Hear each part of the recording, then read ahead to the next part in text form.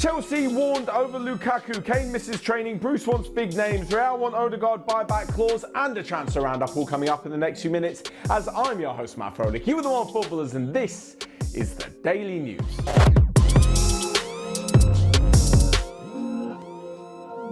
So first up, Inter Milan have warned Chelsea that signing Romelu Lukaku is going to cost them a lot of money. I'm pretty sure Chelsea knew that already, but anyway, when it comes to actual figures, apparently Inter want over 100 million euros for the Belgian striker. Of course, when it comes to a list of importance, of how important players are to Inter Milan, Romelu Lukaku is right up there, if not number one. But I spoke yesterday about Lautaro Martinez potentially leaving, even though Inter don't want him to go either. I'm sure they'd let him go over Lukaku. Anyway, there's all this talk about Inter Milan needing to finish a transfer window with a positive budget, and Romelu Lukaku could definitely help them with that, but of course, they just don't want to let him go. As for Chelsea, it would be rather interesting if they finally return and bring back Romelu Lukaku. Of course, he was the player they had as a youngster, and they sent him out on a few loans, and eventually they sold him to Everton. After he left Everton, he went to Manchester United in 2017, where they tried to bring him back then, but he said no. After that, he moved to Inter Milan, and now finally, it looks as though they want him to return for some unfinished business. Of course, there are loads of links at the moment that Erling Haaland is going to be moving to Stamford Bridge, but it's going to cost them probably even more money than it would cost Romelu Lukaku. The only other option is that Chelsea, which doesn't really seem like Chelsea style, wait until next summer for Erling Haaland, where his €75 million release clause comes into play, and pretty much every club with 75 million, which is most big clubs in Europe and a hell of a lot of English clubs who have so much money, can bid for the Norwegian, the Dortmund star. So maybe they'll turn their attentions to Lukaku this summer, but like I mentioned, they're going to have to shell out quite a bit of money. If he does sign though, the way that Thomas Tuchel plays and the players that they can get in and around Romelu Lukaku, I have a feeling he'll be absolutely amazing. In fact, he's already amazing. So put him in a great team like Chelsea, it'll be a fantastic signing. I'm just not quite sure this is going to happen this summer.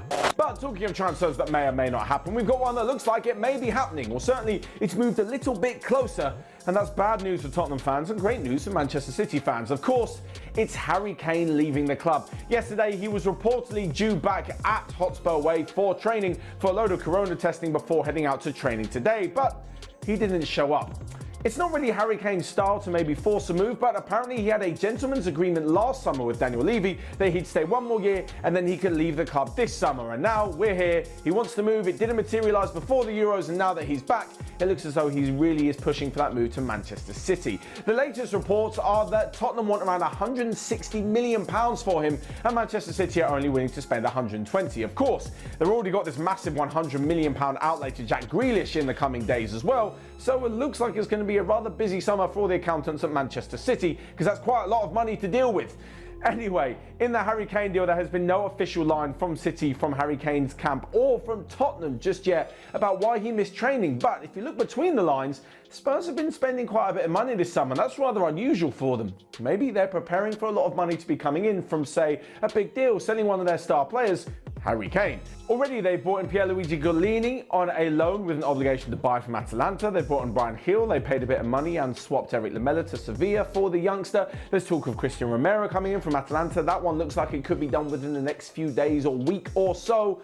So with Spurs spending a bit of money, and they've also been linked with quite a few other players, it looks as though they're doing so because they're maybe relying on getting a bit of money in. It's not exactly Tottenham style, as we've seen in the last two transfer windows, to go spending willy-nilly without bringing any money in on the return. Having said that though, we're talking about big clubs selling some players. Newcastle are interested in both a Real Madrid and Juventus player. That's something we haven't heard since last summer, when there was that talk of a Newcastle takeover and them signing like Bale and Mbappe and whichever other crazy rumours the internet threw together. This summer though, they apparently are talking with Real and Juve, and it's for fringe players Mariano Diaz and Aaron Ramsey. Both of those players aren't having the biggest impact at their teams, and especially in the case of Mariano Diaz.